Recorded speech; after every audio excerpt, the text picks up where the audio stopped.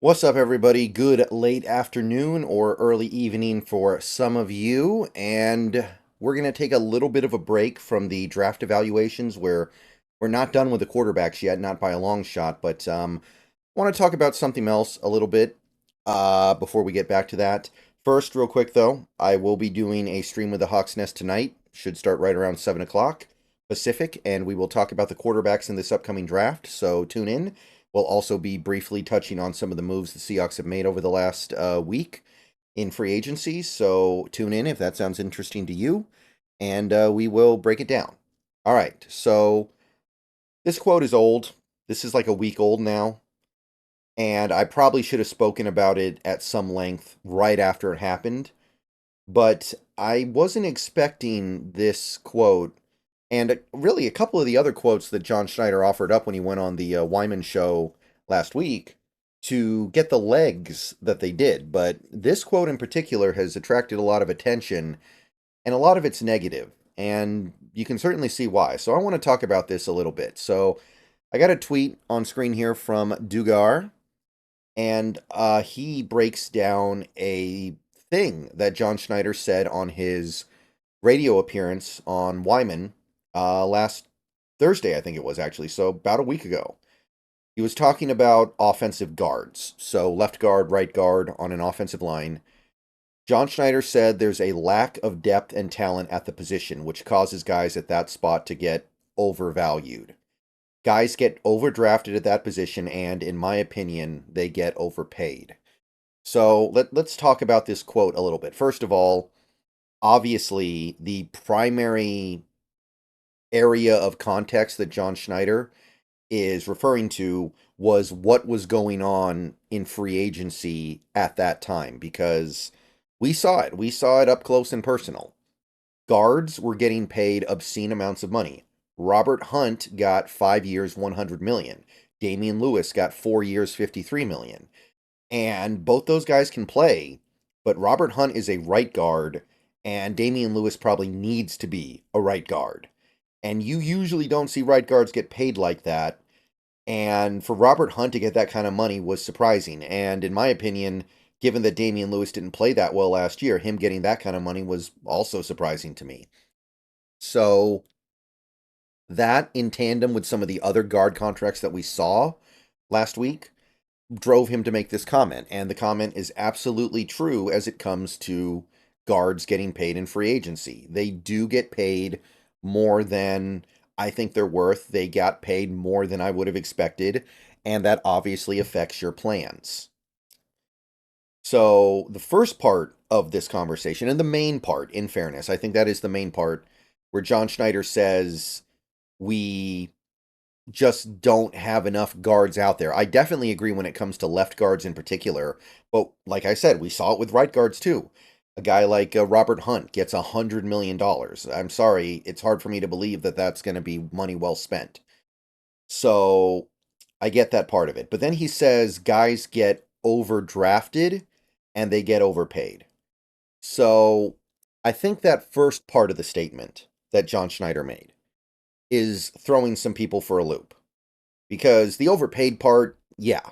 And I personally had zero issue with the Seahawks not spending in the guard market in free agency this year because it kind of blew up. There were some guys who went for a decent cost, like Kevin Zeitler ended up going for like $6 million to Detroit, but at the same time, Zeitler's old and maybe not a fit for what we're trying to do on the offensive line. In fact, I think he probably isn't. So I can also get that too. But I have no problem with the Seahawks not attacking the guard position in free agency. But then he says that first part, guys get overdrafted. And that threw some alarm bells for people. That is making people think, oh, well, Schneider doesn't seem to value the position very much. He's saying things like this. And then he's doing things like not spending on the guard position in free agency. And we think about the Seahawks over the last decade plus of John Schneider and Pete Carroll running the show, where generally speaking, yeah, they haven't seemed to value the guard position all that much. And when I saw this quote, it took me back to the Tom Cable era. And for those of you out there who don't remember the Tom Cable era, One thing that was very characteristic of the Seahawks under Tom Cable when he was their offensive line coach, they would take random projects who, in some cases, had never played offensive line before. Quite often, they played offensive line very little, and Tom Cable would try to mold them. And the logic that Carroll and Cable and Schneider were following was, well, there are no real good offensive linemen in the draft because the college football is not about offensive line play anymore. Everybody runs the spread, so offensive linemen don't learn how to block. So I could spend a first round pick on an offensive lineman, but it's not going to be really that great because I'm going to have to teach that guy how to play offensive line anyway because he didn't learn how to do it in college. So if I'm going to have to teach a guy how to play offensive line, I'll just go get some random guy off the street. I'll get a UDFA. I'll get a seventh round pick. At least then I didn't make a big investment into the position. And it's all the same, right? Because it's not like even the good prospects are learning. And that's a way to save money. That's a way to save resources. And that's what this quote made me think of. Because here's the thing. Here's the way the world works. Things are worth what they are valued at, and people are worth what somebody's willing to pay them, right?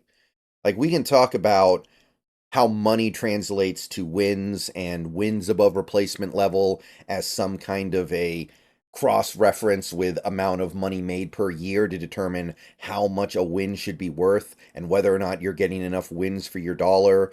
You can do that kind of stuff.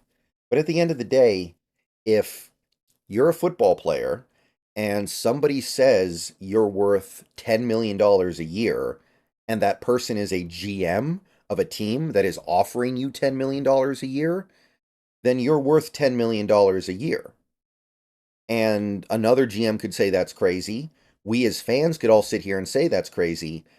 We certainly sat here and said the Robert Hunt contract was crazy. We said the Damian Lewis contract was crazy. But at the end of the day, if somebody in a position to offer you that kind of money offers it to you, then that's what you're worth. That is how the free market works.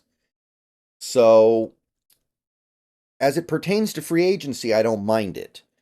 But this quote is kind of giving me a bad feeling. And before I get too deep into that, I want to stress John Schneider could be lying. John Schneider could be just saying something off the cuff and not realizing how it comes across. John Schneider could be misleading. John Schneider could change his mind between now and the draft. All that stuff is true. So am I alarmed? No, it's way too early to be alarmed. And this quote may end up filling a very narrow use case that doesn't apply when the actual draft comes around.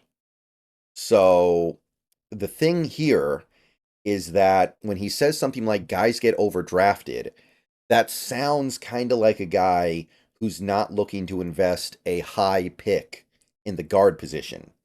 And right now we only have one high pick as it is. We have the one first round pick and then we have a third round pick. So it's not like there's a lot of flexibility there anyway. Like once you get down to the third round, I mean, we've seen Schneider and Carroll take a guard in the third round before. Damian Lewis was a third round pick. Ethan Posick was a second round pick if you want to be strict about it, and he kind of played guard for a few years. He was bad at it. But this does not sound like a guy who's eager to spend a first round pick on a guard. And I'm going to reiterate what I just said. Maybe you can make some kind of argument that guard play does not translate to wins and success on your offense the way that the money and pick suggests it should, but it doesn't matter. If the rest of the league, or even a portion of the league, is taking a look at the guard position and they say, these guys are worth these picks, we can take a guard at X pick, and even though it may not directly translate to wins the way another position would, it's still worth it to us because it's an improvement, then that's what the player is worth.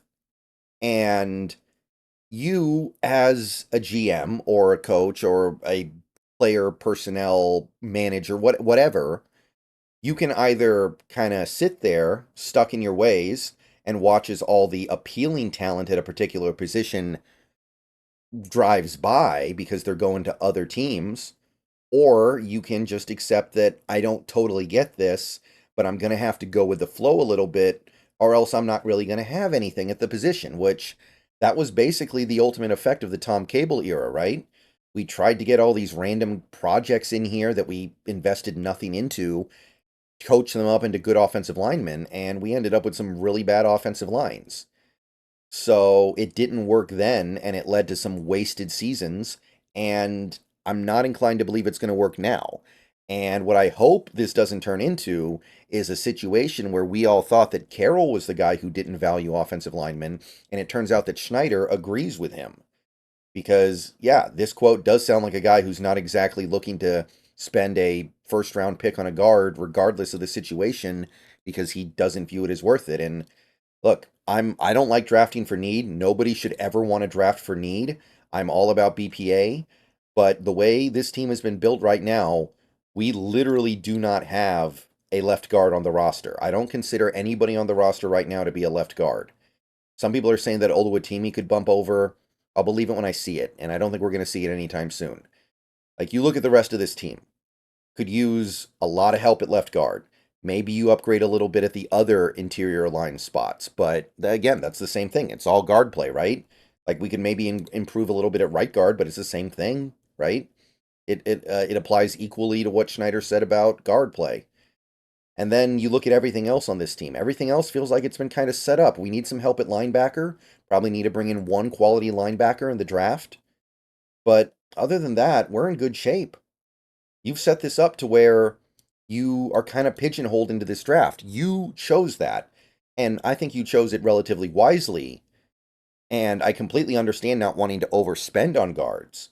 But John Schneider, all I'm saying is that if the opportunity to take a blue chip guard is there in the first round, I hope you're not passing on it because of some belief that the position is overvalued. I'll put it to you that way. All right, see you guys later. Go Hawks. Let me know what you think down below. Just wanted to get some thoughts out about that because it's an interesting topic of conversation, and I see some people starting to worry about it and maybe read too much into it, but there is some stuff to read into here. And the Seahawks as a team have not exactly been a team that has valued the offensive line that much over the last decade and a half. They've spent some high picks on it, but not a lot. And they've often tried to just get by with the bare minimum. So when John Schneider says something like this, it kind of makes you think about that. And it makes you wonder, what is the plan here? Is the plan to move somebody to left guard like Oluwatimi and then just start Nick Harris? Very, that seems very unlikely to work. And again, the main problem this team had last year, and I could maybe even go back 2 years, but last year, the main problem was the offensive line. They had an elite offense ready to go, and the offensive line wouldn't let them get out of second gear. So if you're not going to fix that problem some way, be it draft or free agency, then it's hard for me to say you're doing your job. All right, so that's enough of that. I'll see you guys later tonight in stream. Go Hawks. Let me know what you think down below. Interesting stuff, but hopefully it just kind of ends up being nothing more than an interesting anecdote and not indicative of the strategy this offseason.